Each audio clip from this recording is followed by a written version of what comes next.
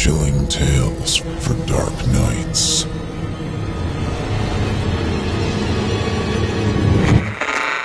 The following program is a production of Chilling Entertainment and the creative team at Chilling Tales for Dark Nights, and a proud member of the Simply Scary Podcasts Network. Visit simplyscarypodcast.com to learn more about this and our other weekly storytelling programs, and become a patron today to show your support and get instant access to our extensive archive of downloadable ad-free tales of terror. Thank you for listening, and enjoy the show. Today's episode of Scary Stories Told in the Dark is brought to you by both HelloFresh and Euphomet. Help support this program and keep our digital campfire burning all night long by visiting HelloFresh.com/Told30, where you, as one of my listeners, can enter promo code TOLD30 when signing up to get $30 off your first week. Euphomet is a podcast program about the unknown and our relationship to it, which you can find alongside this show on iTunes and at euphomet.com. Host Jim Perry, along with a group of curious radio producers, are in search of the other side, the thing under your bed, that signal of unknown origin, and the true stories behind the strange phenomena that are outside the sphere of popular consciousness. Featuring radio diaries that recount astonishing first-hand experiences, Euphomet attempts to decipher the signal and to decode what it really could mean. As a special bonus, Jim will be joining me on the show after our first story tonight to discuss a culture, the esoteric and the enchanted, and tell us a bit more about Euphomet and why this program is the perfect addition to your weekly podcast lineup. Stay tuned, the show is about to begin.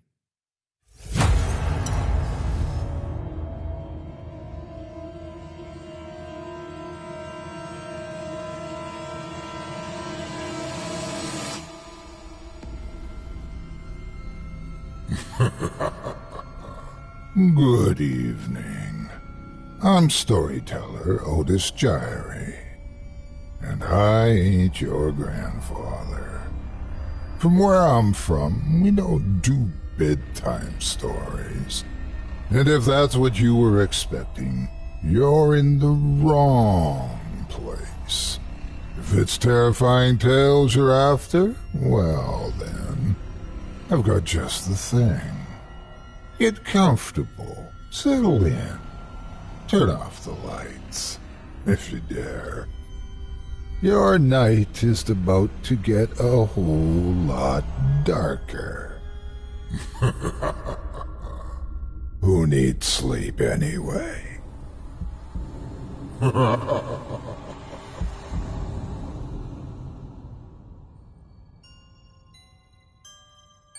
Good evening, you're listening to Scary Stories Told in the Dark. Welcome to Season 2, Episode 9. I'm your host, Otis Jiry. In tonight's episode, I'll be performing 5 stories for you about demonic doppelgangers, paranormal premonitions, not-so-imaginary friends, malevolent masquerades, and vanishing victims. You're listening to the standard edition of tonight's program. If you'd like to show your support and enjoy an extended version of this and other episodes with twice the terror, visit simplyscarypodcast.com and click Patrons in the upper menu to sign up today. And thank you for your support. It's time to get started, so lock your doors, turn the lights down low, and settle in. The show is about to begin. Our first tale of terror this evening comes to us from author Marshall Bannana. I give to you, Chuck Came Back Wrong. I pushed Chuck Parker into a well and stayed there, watching him, until he went down and didn't come up again. When I told his mother, she thanked me and gave me a hug. Did I know Chuck before this? Well, kinda, sorta. He was just part of the flock of neighborhood kids that hung out together. We weren't old enough to self-segregate, so everyone was sort of a friend to everybody. If I think real hard, I think I maybe I can pick his face out of certain memories, here or there. I don't know if he's the one who yelled, "Run," that day. Could have been anyone. My mind didn't bother to note the voice. I thought it was all part of some new game at Jungle City. At that age, we'd already decided that new buildings were a bore. When they rotted or got torn down, there was only a jumble of paper-thin drywall. When old buildings went, they created ruins. The Henley Gas Works left a crackling brick foundation overgrown with pokeberries and weed pecans. It was our Jungle City. There we played updated games of tag and hide-and-seek, ducking jungle beasts and witch doctors. We'd just come off a game of magic tag when the scream came. Did we all recognize the urgency in the voice, or did we write it off as another facet of the great game? Well, the voice told us to run. Don't ask, just go now. We went. Skipping and laughing, we ran from the building. No one noticed Chuck was left behind until we hit Graham Street and the beginnings of civilization again. Hadn't he been the one who yelled? But then why hadn't he been first out of the building? Michelle had seen him sitting on the edge of the hole, rotted through to the water-filled basement, but he got distracted by the tag game long before the scream. When we got to the war monument that guarded the entrance to our street, Chuck was already there. None of us were alarmed. It was only natural that Chuck had got there first. Perhaps he ducked out before us without being seen. But gradually, as we talked to him, it began to dawn on us that something was wrong. The smell hit you first. The whole time Chuck was around, you would always smell this meaty, fruity odor rolling off him in waves. Our teacher had to open the windows of the classrooms on the days he actually bothered to show up. And it only got worse the longer he was around, like whatever it was started putrefying. Chuck was all damp. He lounged in the lap of the monument like a king on a throne, smiling with confidence beyond his years. We greeted him, laughing about how he'd beat us there. Chuck didn't say anything to us that first afternoon, which probably would have tipped us off earlier on that something wasn't right. He just slid off the monument like he was rainwater and walked behind the group. We plugged our noses and joked about him falling in sewer water. We went our separate ways. Chuck tried to follow Kelly until we reminded him that he didn't live close to her. Ben volunteered to get him home. I think he was a little concerned about the way Chuck didn't appear to have a sense of direction. The next morning, my mom spent 20 minutes on the phone, and when she hung up, she told me we weren't allowed to go back to the gasworks building. Chuck had fallen into something bad, and it made him sick. I couldn't ever go back. Was that clear? I whined at first, but after weird things started happening, I was only too glad to stay away from that place. Maybe Chuck had fallen into something bad, but Chuck wasn't sick. Chuck wasn't Chuck. And we realized this over the course of the next few days. Phil was jumping off this ledge of the quarry with a few of the guys. We called it the Death Cliff, but it couldn't have been more than 7 feet off the ground. Phil said Chuck was quiet like he'd been since the gasworks, until it came his turn to jump. Chuck walked to the edge and just looked down, like he didn't know what to do. Phil yelled, "Go!" The others yelled, "Go!" Chuck stepped off the edge. Phil was a solid kid, always had your back in a fight. So when he said Chuck's knees went backwards when he landed, I believed him.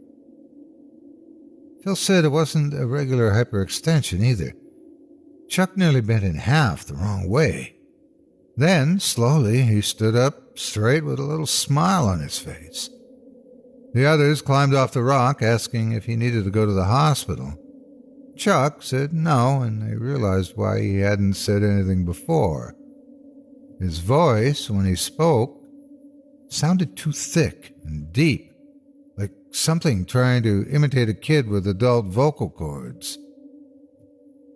Anne was kind of the class blabbermouth, so when she said she saw Chuck take a bite out of a dead kitten, I was less inclined to believe her. She said she'd been walking home on a street near our neighborhood and she saw Chuck crouching down by a furry little shape. She watched him poke it curiously. Then his head went down and she heard the crunch. Chuck came up, mouth slick with red, chewing like an iguana chomping on lettuce. She was too scared to cry. She said she couldn't tell if the body was just wiggling under the force of his assault or if the kitten was still alive when he started. When I met Chuck later that day, his breath smelled like death. I was a little kinder to Anne after that. I wasn't in the lunchroom when he spat in Kevin's milk, but plenty of other people were. They told me of how he waited till Kevin's back was turned and put his mouth over the curtain. They said it wasn't just a little stream of spit. An endless yellow drool fell from his mouth into the milk. He ended it just before Kevin turned around. He smiled and pushed Kevin's tray forward. Kevin took it and got away quickly from Chuck's smell. Someone, accidentally on purpose, ran into Kevin, splattering the suddenly thick milk everywhere. In addition to these events, there were all the little things we noticed day by day. How Chuck was always a little damp. How the smell evolved over time.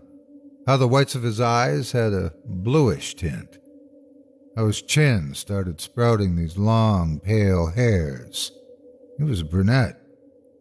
How he moved strangely, nodding his head when no one had said anything. Reggie nudged me one day, pointing in silent terror to the back of Chuck's head. Chuck was talking to Ben, back to us. As he spoke, I watched the back of his head flex and bulge, like his jawbones extended behind his skull. It was almost 2 weeks after Chuck came back wrong that I ran into his mother. I was walking to the school bus and I saw her parked at the end of the alley. She was a mess. She looked like she hadn't showered or slept since Chuck got back. She motioned for me to come over, so I got in the car.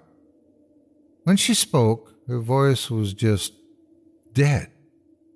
I had never before seen someone so deeply in despair they couldn't show emotion. Chuck's mom asked me how I was. I said fine.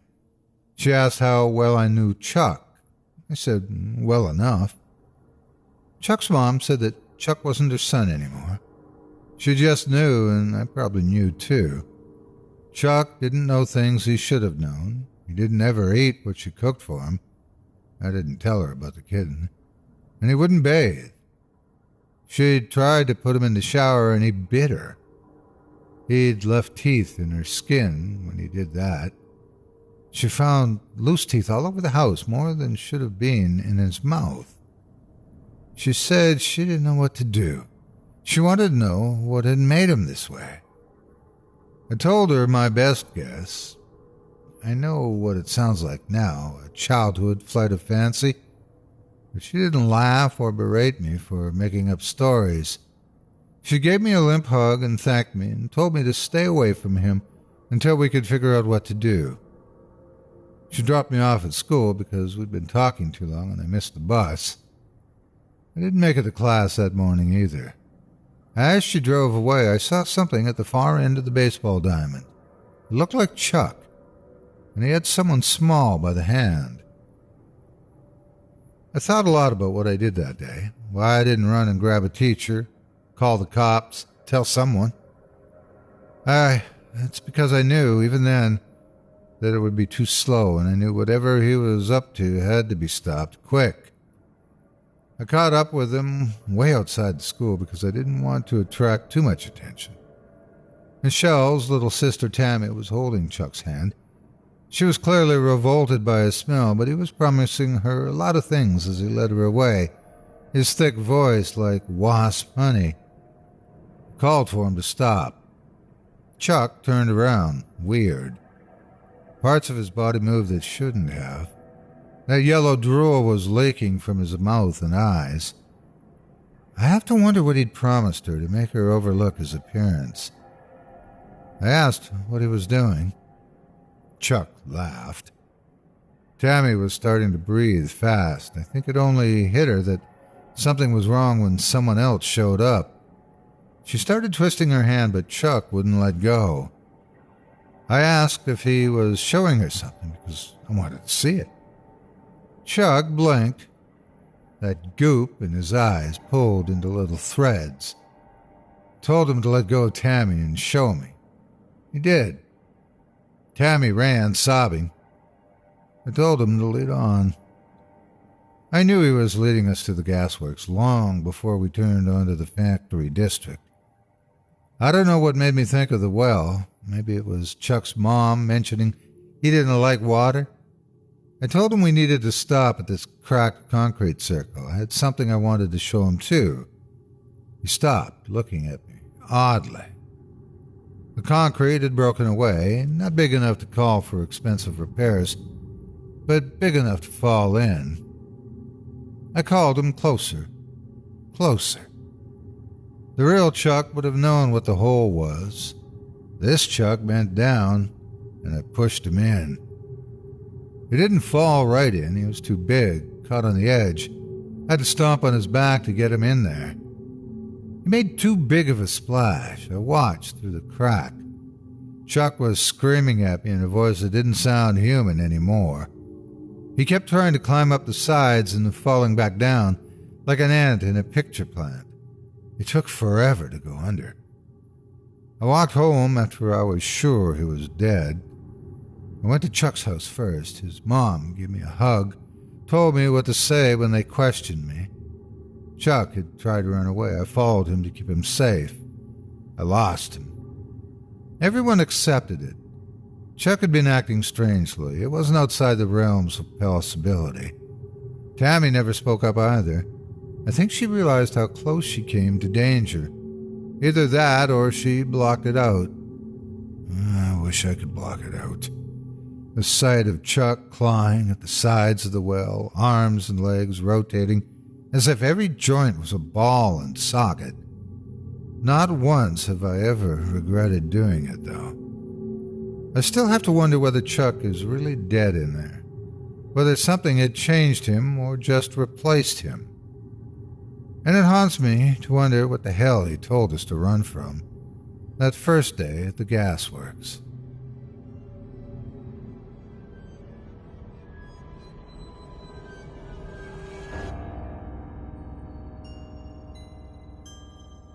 I hope you enjoyed Chuck Came Back Wrong by author Marshall Bannana. The moral of the story is pretty clear. Don't do things you know you're sure to regret. Your actions might just come back to haunt you, literally. Up next, we've got a tale of paranormal prescience from Kevin Scarco Thomas, author of the award-winning Reddit no-sleep tale Autopilot. But first, I'd like to welcome to the program Mr. Jim Perry, host of the Euphomet podcast. Hello, Jim. How are you today? I'm doing great, Otis. Thanks for having me on the show today. Glad to be here. Happy to have you. Thanks for joining me today. It gets a bit creepy in the studio all by myself every week. Now, before we talk about your program, Euphomet, would you mind telling my listeners a little bit about yourself? Well, my name's Jim Perry, like you said. I'm a creative director and producer, and I have been obsessed with anything under the bed, unknown signals, strange lights in the sky for as long as I can remember. Thanks, Jim.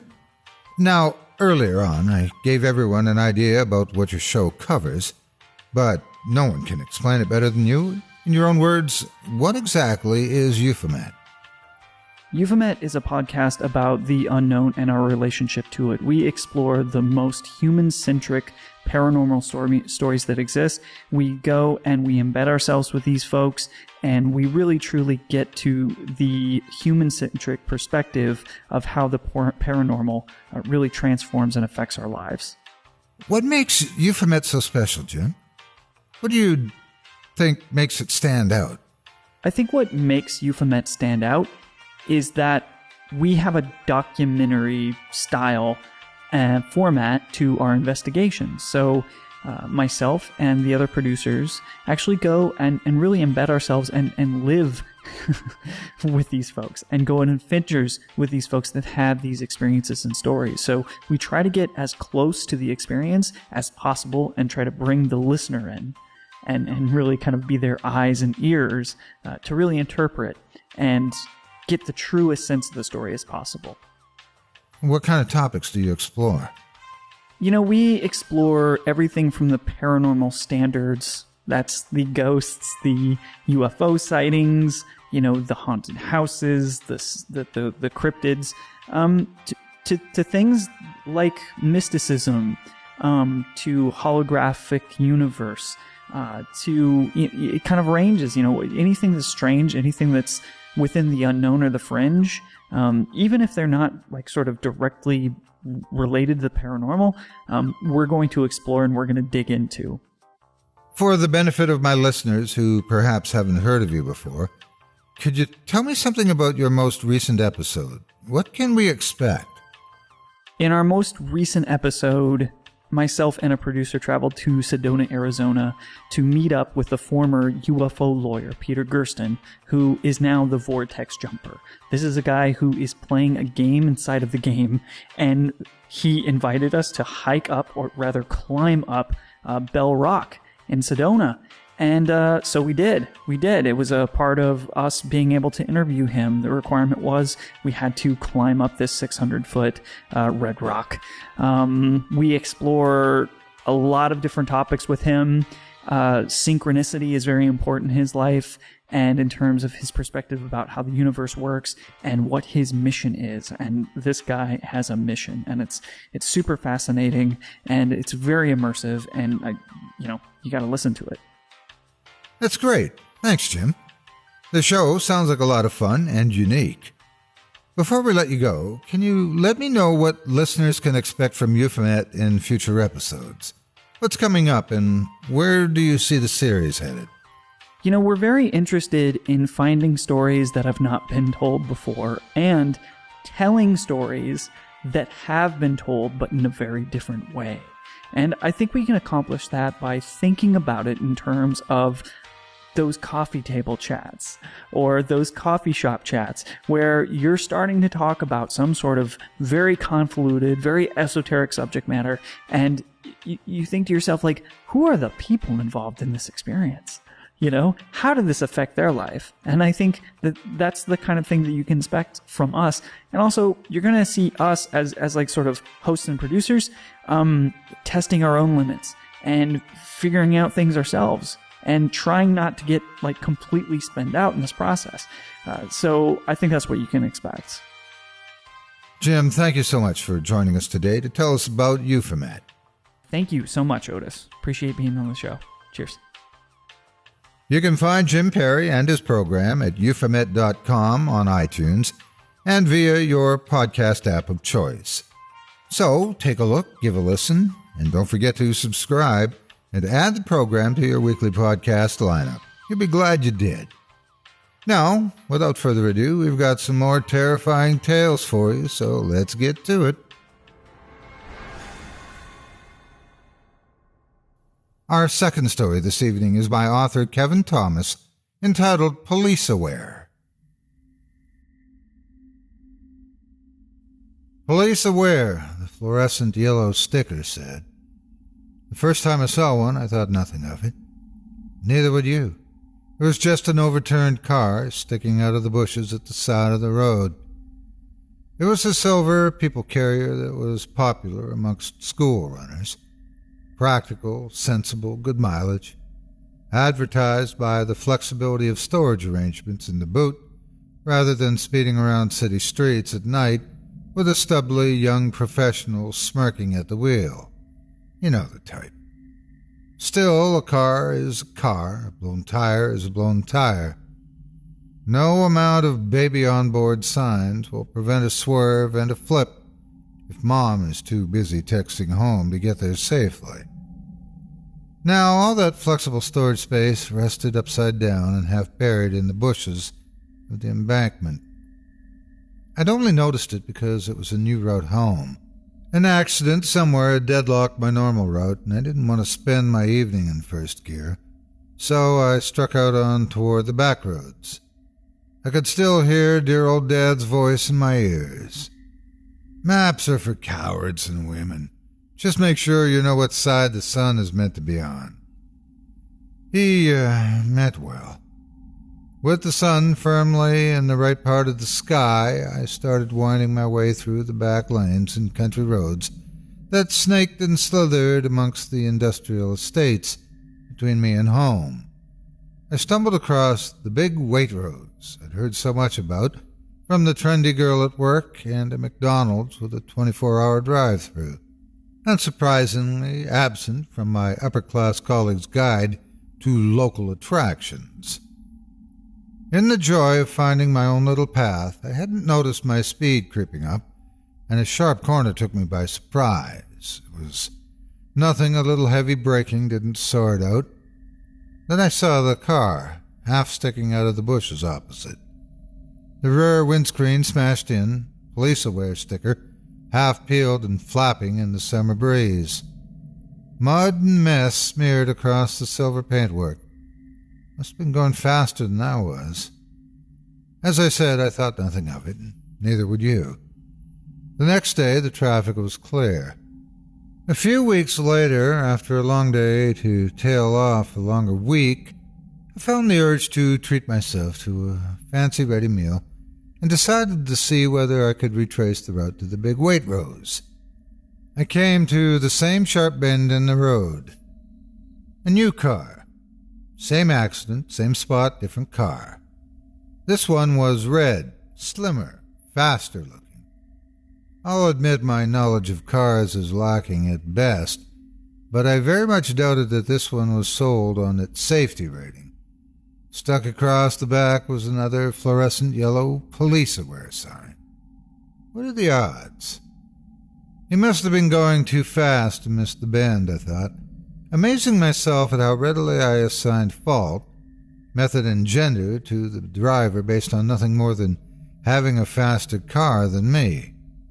And without fail, there was dear old Dad in my ear again, describing my car's 0 to 60 time as eventually. A few more weeks passed. By now we were firmly into autumn. A wet afternoon had brought down a thin blanket of leaves, and the evening air had a distinct chill to it. I had been kept at work late for reasons that are still fuzzy to me. I think there had been a meeting, or I was preparing for a meeting. I can't remember. But I remember the leaves, and I remember the chill. I remember the chill especially because I remember plunging ache in my jaws as it blew over my broken teeth. When I left work, it was dark. It must have been because I remember the way my headlights flashed against the yellow diversion sign that blocked my normal route home. Here is where I wish I could tell you in detail what happened, but I can't. I wish I could tell you more about the thing from the bushes, but I can't. My head injury smashed most of my memories along with my teeth.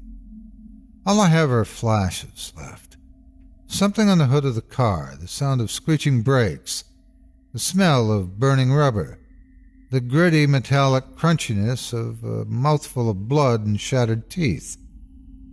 The skipping CD playing the same 3 notes of a Foo Fighters track.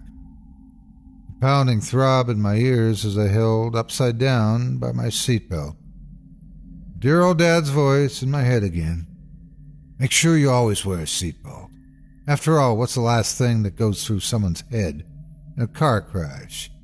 That's right, son, the dashboard. But I do have one crystal clear memory. I remember the only good look I got at it. Hanging there, prone and limp, trying to figure out which way was up, as Diet Coke dripped on me from somewhere. I heard something crawl above me, or under me, around me. The scratching noise, like twigs scraping down broken pipes, seemed to come from all around me. I wrenched my head around to look out of the back window, and what I saw made me bellow an absurd laugh that sent flecks of frothy blood and tooth against the back seat. It was the same corner, same accident. And then I saw them. The long fingers, rough, almost bark-like, clutching around the edges of the broken rear window. They delicately tapped and grabbed and stroked, like a nervous pianist against the inside roof. As they slowly, surely gained purchase on the soft felt lining, they gripped and pulled. Then the scraggly, leafy hairs of the head of some unknown creature came into view. It pulled and nudged and advanced until I could see its whole face. Gaunt and drawn, his mouth fell impossibly low and revealed nothing but inky void. His eyes were empty black pits. His skin wrought with deep wrinkles that followed every curve of his elongated face. I was somehow reminded of old 3D puzzles I used to make with dear old Dad, where each layer was made of flat cardboard pieces stacked up to make a 3D shape. Now, having gained a firm grip on the back window, the thing thrust a barky hand towards my face. Mere inches out of reach, I tossed and wrenched to get away from the scratchy, earthy fingers that plied at my face and grabbed into the broken, bleeding mess of my teeth. At that moment, another car came around the corner. Its headlight seemed to bore through the creature's head, illuminating his eyes and mouth as though he were translucent. The beam seemed to drive a kind of ethereal scream from the creature, as though light passed through him like air over vocal cords. Then, with none of the slow, clutching trepidation with which he pulled towards me, he was gone. Somewhere in the distance, brakes squealed. Some faint, fading, heavenly voice. "Good God, man! Jesus, can you hear me? You all right in there? I'm calling an ambulance. Just hold on." And then sweet nothingness. In the hospital, they found nothing. Smears of dirt here or there. Nothing to lend credence to the idea of a leafy monster in the bushes. The car was a write-off, but I was insured. I replaced it with a brand new, highest safety rating in its class, 4x4. Dear old Dad in my ear. You lose half the value just driving it off the lot. Shut up, Dad. Months later, there was a blown gas pipe near my work, and I had to drive the same road back. Like clockwork, there was, sticking out of the bushes, an Audi A3. I paid attention that time. So should you. Police aware. No, they're not.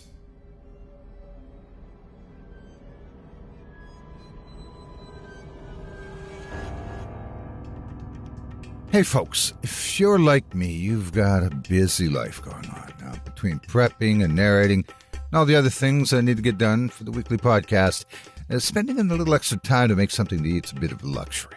Well, now, that's one problem I don't have anymore thanks to the good folks at HelloFresh. Each week they provide a 20-minute meal on the classic menu plan for when you really don't have any more time than that. There are 3 types of plans that you can choose from also, so everybody can cover whatever they like. You can either go with the classic, the veggie, or the family plan. Rediscover the excitement of cooking. Enjoy not having to plan dinner, spending money on takeout for an easy night, or worrying about gathering ingredients week after week. Now, for me, the best part was having the ingredients conveniently shipped to my house, all ready to go. I'm a grilled cheese fan, and HelloFresh, they have a za'atar-crusted grilling cheese meal that it's simply awesome. And again, simple and easy to make with instructions all laid out so that even I can figure it out. And that's something. And make something that tastes great. HelloFresh believes cooking should be simple and convenient, not a chore. Now, believe me, this is so simple. If I can do it, anyone can. The ingredients are high quality, fresh, and just waiting to be put together for your enjoyment and satisfaction. Now, if you want a quality meal made at home without any hassles, I definitely encourage you to try HelloFresh. All the ingredients come pre-measured in handy labeled meal kits, so you know which ingredients go with which recipe. You get some picture cards that show you everything you need to do. It's simple. There's just no problem at all. And I really, again, encourage you to try HelloFresh. There are many benefits of subscribing also, so you can keep enjoying HelloFresh week after week. Get out of the recipe rut and start cooking outside of your comfort zone by discovering new delicious recipes in each week's box. And here's the best part. For $30 off your first week of HelloFresh, visit HelloFresh.com/told30 and enter TOLD30. Again, for $30 off your first week of HelloFresh, visit HelloFresh.com/told30 and enter told30. You'll be happy you did. Thanks, HelloFresh.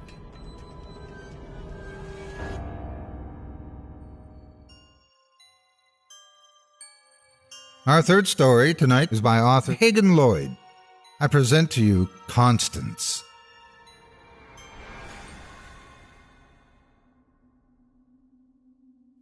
Growing up, I wasn't exactly the most normal of children. In school, the other kids would pick on me because I believed in ghosts and aliens and other supernatural phenomena. I've since become more of an open-minded speculator, but when I was 6 years old, I believed just about anything a person told me. When I turned 9, my family moved me away from my home in Florida to a cozy coastal town in Maine. The previous owners had used it as a bed and breakfast, but my mother had conjured up this obsession for holding family reunions there, so we never rented out any of the extra 9 or 10 rooms. My bedroom was on the 3rd floor, and it was chosen by me specifically. I remember choosing it because the large walk-in closet space seemed like a perfect place to hide from the world. When we had finally moved into the new house, I remember my parents telling me about the history. They didn't know much about the house's history, but they did tell me that many people had died there. I know that sounds like an awful thing to tell a 9-year-old, but I couldn't have been giddier at the prospect of living in a haunted house. After all, how amazing would it be to have ghosts for a friend? However, for the first 3 weeks in the new house, not a single supernatural event occurred. No open doors, no moving objects. Hell, none of the floorboards even creaked. I remember going to bed one night feeling so completely disappointed in the old house. And then I watched in amazement as my closet light flickered to life and illuminated the cracks below the doors. Ecstatic at having finally found some kind of spirit in the house, I leapt from my bed, ran to the closet, and flung open the doors, but there wasn't anybody there. I decided to keep the experience to myself, as it didn't seem like much to talk about. For the next few nights, this same event would reoccur. The light would go on, I would run to the closet, and nobody would be there. I would often sit in my room and try to coax the spirit out of hiding, as well as leaving out toys for it to play with. But my endeavors were never answered with success.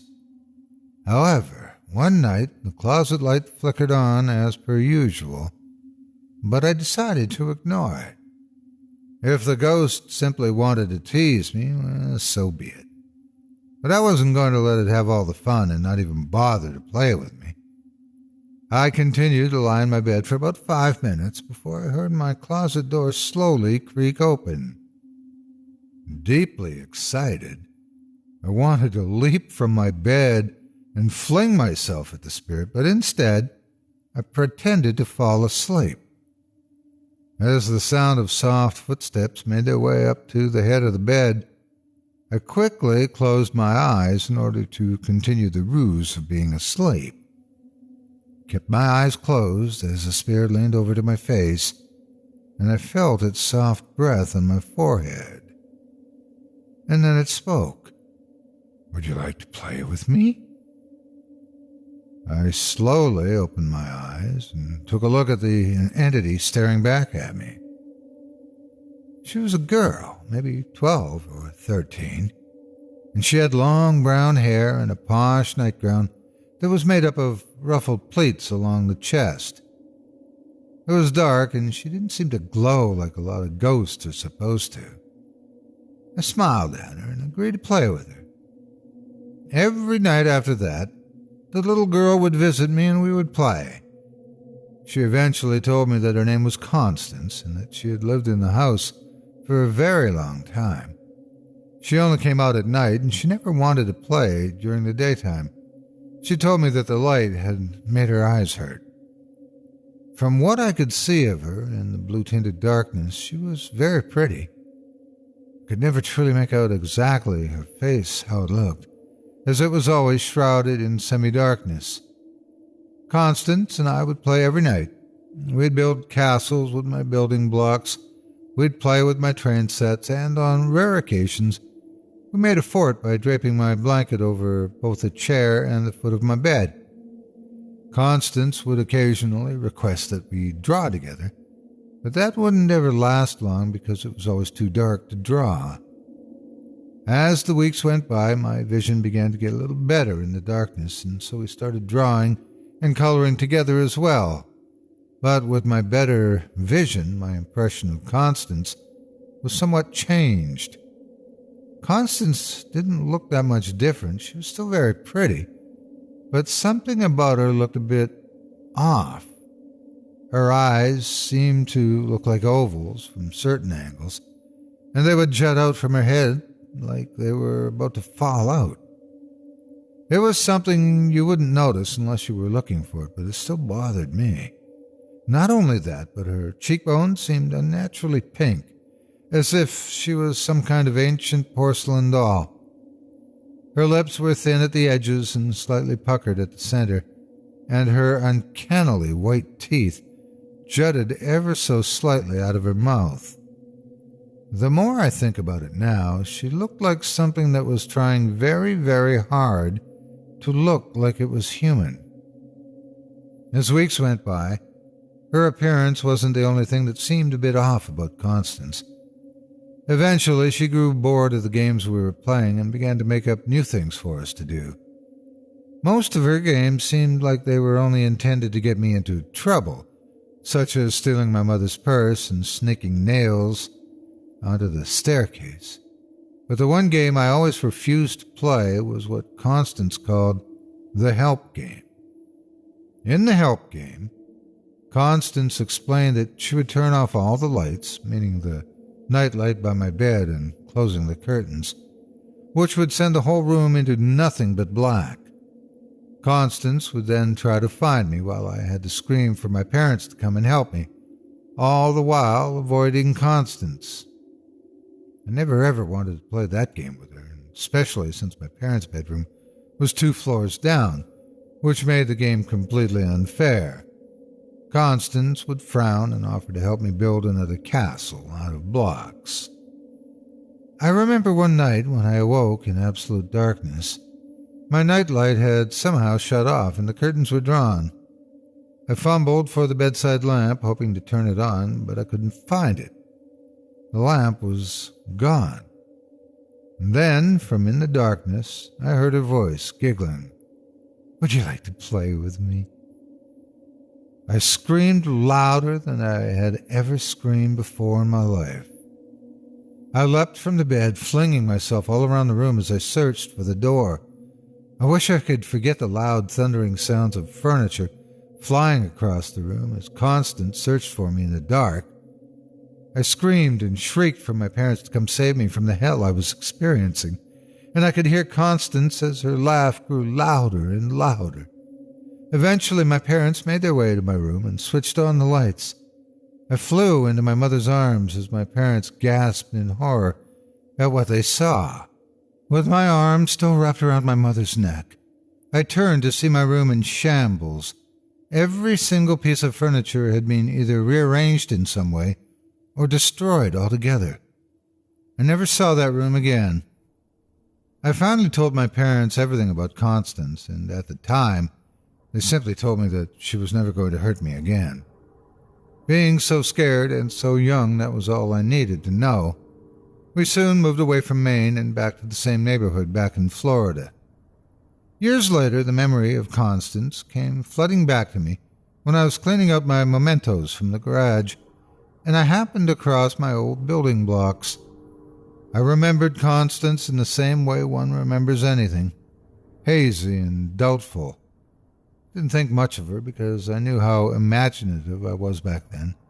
However, I did decide to Google that old house we moved into for all of 2 months. Apparently, there's a rare novel called The Malarty Mystery, which is a nonfiction book that's made up of several documents and diary entries made by people who lived in the house during the 19th century. It's a fairly uncommon novel that's only available on certain websites. Out of curiosity and a determination to solve this mystery, I ordered a copy. The book itself revealed a lot. Apparently, the house was built by hand by members of the Malarty family in the late 18th century, and it remained in the family until around the 1860s. At that time, a husband and wife by the name of Declan and Harriet Malarty were living in the house along with several members of their families. In 1843, the first and only child, Constance Malarty, was born. However, a mere 12 years later, in 1855, Constance died of an unknown disease which is now speculated to be leukemia. Her father, Declan, fell into a horrible despair at the loss of his only child. Records show that he locked himself in his daughter's old bedroom, my bedroom, and only unlocked the door in order to receive meals. Declan's diary entries became a bit strange in 1862 when he claimed that his daughter was visiting him late at night and playing games with him. He goes on for pages upon pages about how happy he was to be reunited with his sweet Constance. The others in the family express worry for him, as they can all hear him talking to her in the midst of the night.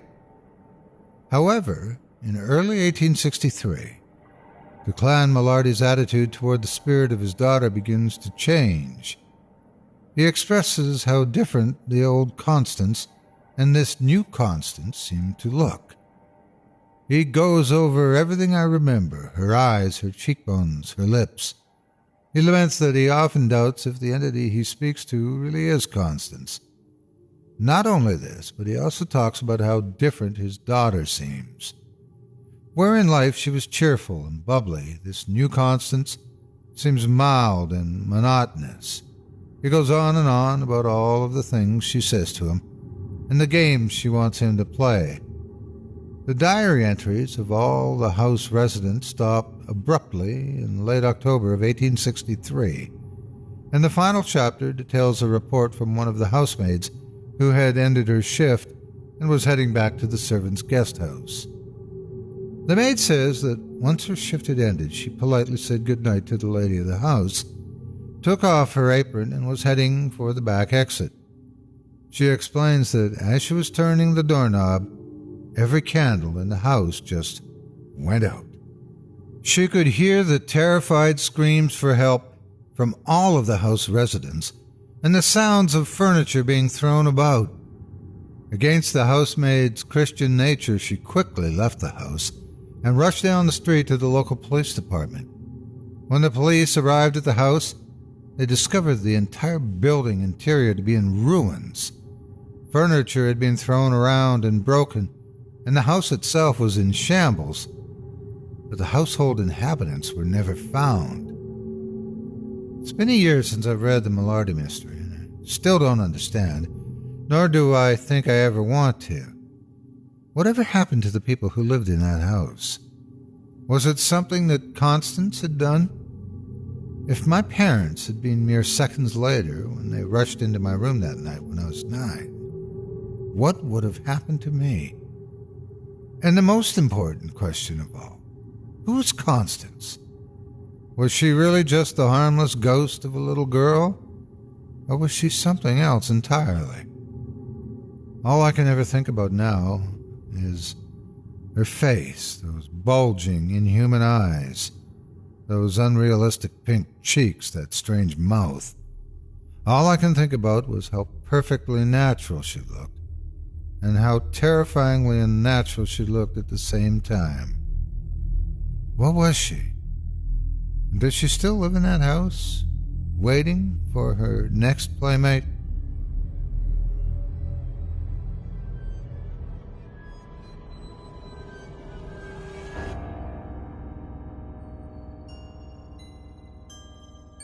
Thanks again to today's sponsors, HelloFresh and Euphomet, for their support of this show, and to host Jim Perry for joining us on the program. Don't forget, as a listener, you can receive $30 off your first week with HelloFresh. Just visit HelloFresh.com/told30 and enter promo code TOLD30 to let them know that Otis sent you. And if after today's terrifying tales you've still got a taste for the mysterious and the paranormal, head on over to Euphomet.com or search for Euphomet in your podcast app of choice and subscribe today to get new weekly episodes from Jim and his team as they explore the unknown. You won't be disappointed. Thanks for joining me tonight for Scary Stories Told in the Dark. If you like what you heard and would like to hear a premium extended edition of tonight's episode, which includes 2 more terrifying tales, visit simplyscarypodcast.com today and click the Patrons link in the menu at the top of the screen. You'll find yourself on Chilling Tales for Dark Nights, where you can sign up for a season pass and get access to all 24 ad-free extended episodes from this season, or sign up as a patron for just $5 per month and get access to not just my show, but our network's audio archive of hundreds of previous releases, including premium versions of our other shows, such as the Simply Scary Podcast and Horror Hill.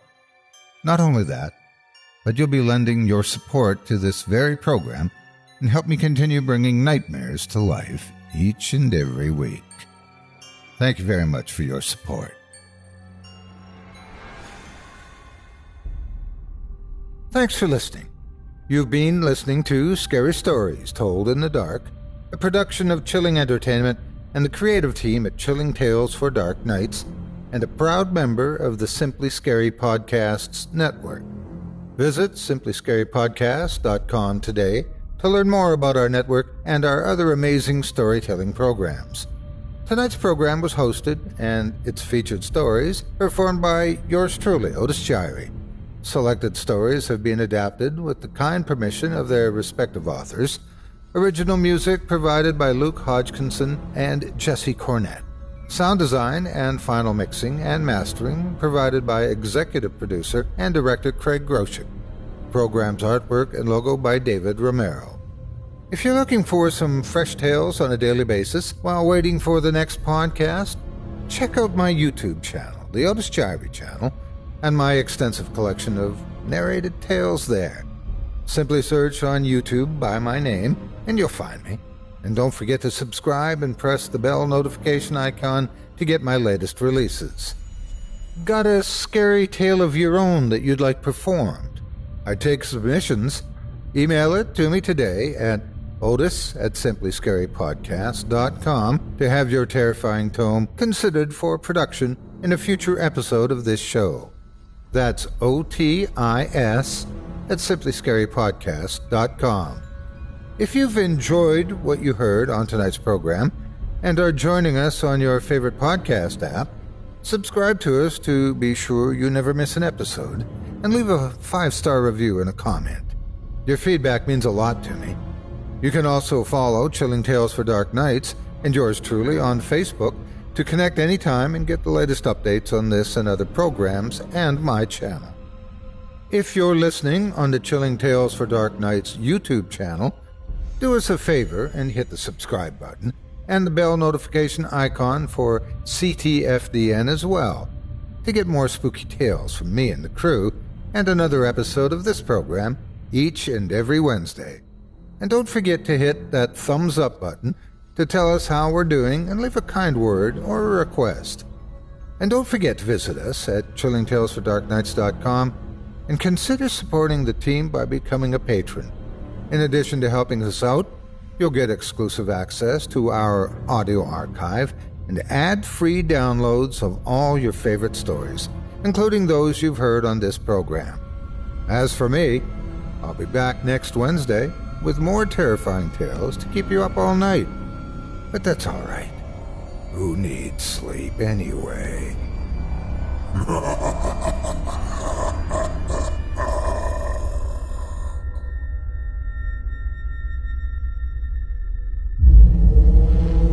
Chilling Tales for Dark Nights.